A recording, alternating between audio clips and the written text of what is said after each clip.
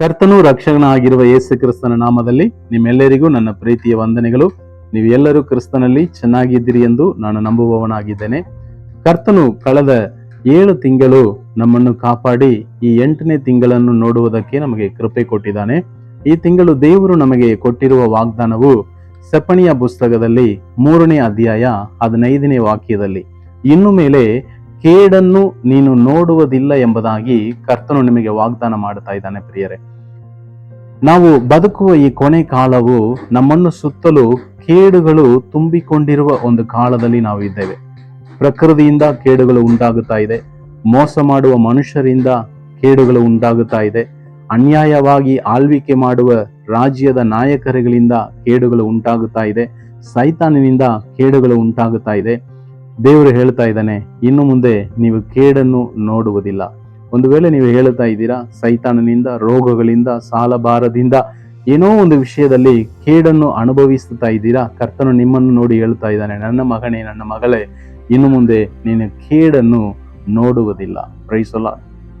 ಕರ್ತನು ನಿಮಗೆ ವಾಗ್ದಾನ ಮಾಡಿದ್ದಾನೆ. ಪ್ರಿಯರೇ, ಸೈತಾನಿನಿಂದ ಬರುವ ಯಾವುದೇ ಕೇಡುಗಳನ್ನು ಇನ್ನು ಮುಂದೆ ನೀವು ನೋಡುವುದಕ್ಕೆ ಹೋಗುವುದಿಲ್ಲ. ಯಾಕೆಂದರೆ ಕರ್ತನು ನಿಮ್ಮ ಮಧ್ಯದಲ್ಲಿ ಇದ್ದು ಎಲ್ಲಾ ಕೇಡುಗೂ ನಿಮ್ಮನ್ನು ತಪ್ಪಿಸುವವನಾಗಿದ್ದಾನೆ. ಯಾಕೋಬನನ್ನು ಬಗ್ಗೆ ನಾವು ಆದಿಕಾಂಡ ಪುಸ್ತಕದಲ್ಲಿ ಓದುವಾಗ, ಯಾಕೋಬನಿಗೆ ಆತನ ಮಾಮನಾಗಿದ್ದ ಲಾಬಾನನ ಮನೆಯಲ್ಲಿ ಮೋಸ ನಡೆಯುತ್ತಾ ಇದೆ, ಕೇಡು ನಡೆಯುತ್ತಾ ಇದೆ. ಅವನ ಸಂಬಳ ಕಾರ್ಯಗಳಲ್ಲಿ, ಕೆಲಸ ಕಾರ್ಯಗಳಲ್ಲಿ, ಮದುವೆ ವಿಷಯಗಳಲ್ಲಿ ಅವನಿಗೆ ಕೇಡು ಉಂಟಾಯಿತು.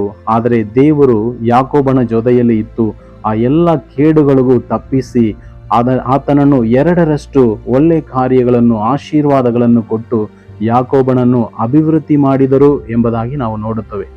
ಲಾಬಾನನು ಕೇಡನ್ನು ಉಂಟು ಮಾಡುವುದಕ್ಕಾಗಿ ಈ ಯಾಕೋಬನ ಹಿಂದೆ ಬರುವಾಗ ದೇವರು ಲಾಬಾನನಿಗೆ ಕನಸಿನಲ್ಲಿ ಮಾತನಾಡಿ ಎಚ್ಚರಿಕೆ ಕೊಡುತ್ತಾ ಇದ್ದಾರೆ.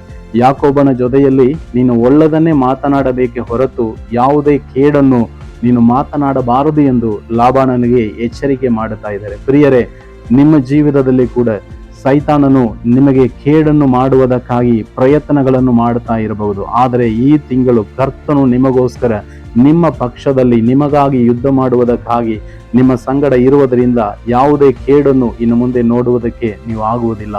ಕರ್ತನು ತಾನೇ ನಿಮಗಾಗಿ ಯುದ್ಧ ಮಾಡಲಿಕ್ಕೆ ಹೋಗುತ್ತಾ ಇದ್ದಾನೆ. ಈ ವಾಕ್ಯವನ್ನು ನಂಬಿರಿ. ನಿಜವಾಗಲೂ ಕರ್ತನು ನಿಮ್ಮ ಜೀವಿತಗಳಲ್ಲಿ ಒಂದು ಅದ್ಭುತವನ್ನು ಈ ತಿಂಗಳು ಮಾಡಲಿಕ್ಕೆ ಹೋಗ್ತಾ ಇದ್ದಾನೆ. ನಾನು ನಿಮಗೋಸ್ಕರ ಪ್ರಾರ್ಥನೆ ಮಾಡಕ್ಕೆ ಹೋಗ್ತಾ ಇದ್ದೀನಿ.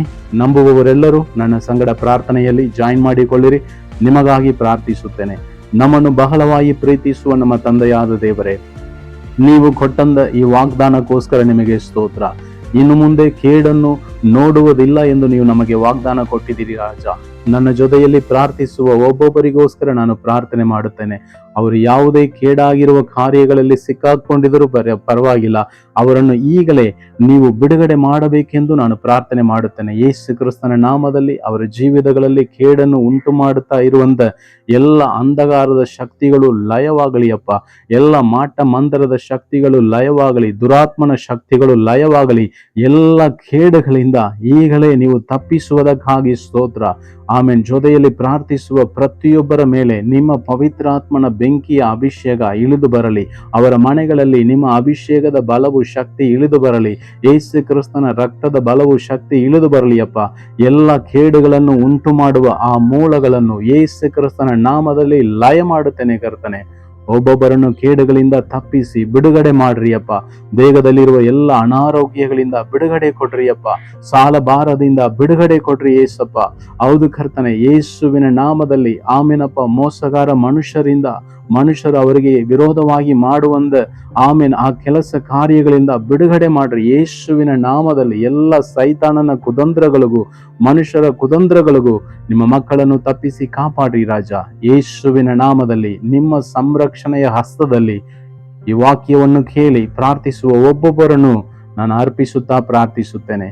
ಬಿಡುಗಡೆ ಮಾಡ್ರಿ, ಕೇಡುಗಳಿಗೆ ತಪ್ಪಿಸಿಕೊಳ್ಳ್ರಿ, ಸಂರಕ್ಷಣೆ ಕೊಡ್ರಿ, ಆಶೀರ್ವಾದ ಮಾಡ್ರಿ. ಯೇಸುವಿನ ನಾಮದಲ್ಲಿ ಆಶೀರ್ವದಿಸಿ ಪ್ರಾರ್ಥನೆ ಮಾಡುತ್ತೇನೆ ತಂದೆಯಾದ ದೇವರೇ. ಆಮೇನ್, ಆಮೇನ್.